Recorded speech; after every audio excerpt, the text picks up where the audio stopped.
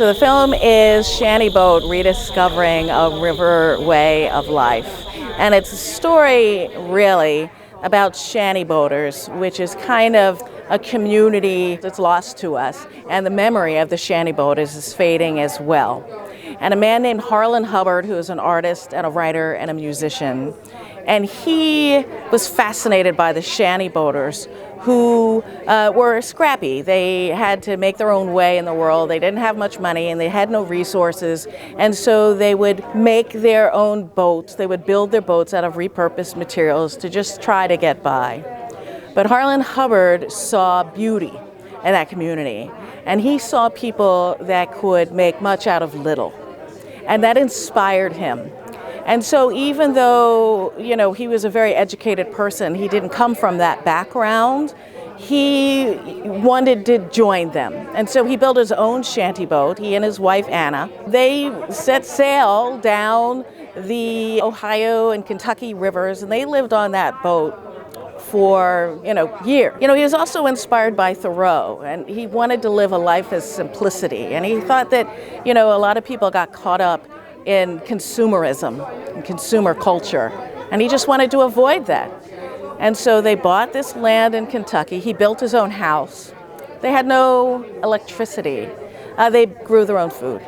But they had music. They carried a grand piano that was in their house. They played music every day.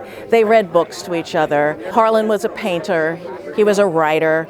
But he also had to do the work to make this whole thing work. They both did. And they enjoyed their life. Their life was like a work of art.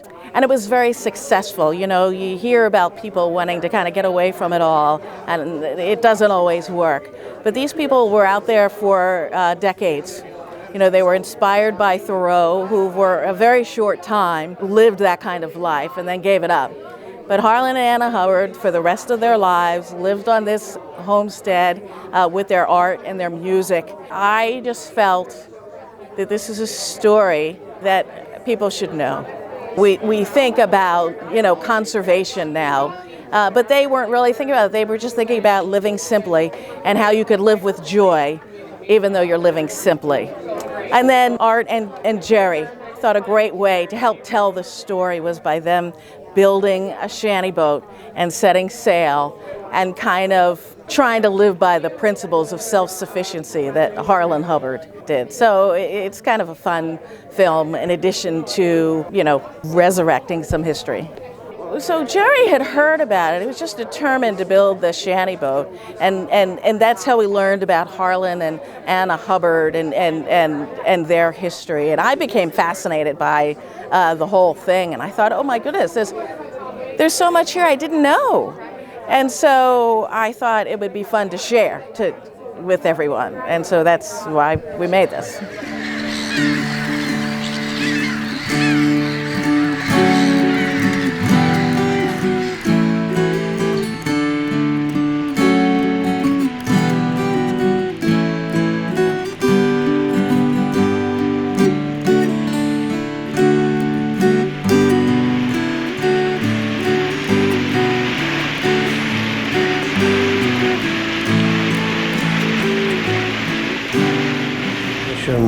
But this was a life choice that they made to spend their life first on the river and then at Payne Hollow, really sort of living a lot of Thoreau's philosophy about being close to nature and living simply.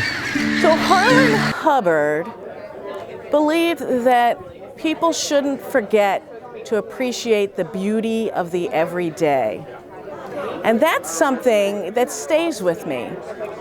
Don't forget to appreciate, there's so much beauty around us. And so when we appreciate that, there's so much that we don't need. And so I think that's probably the heart of Utopia, finding the beauty in the community and in the art and what's around you.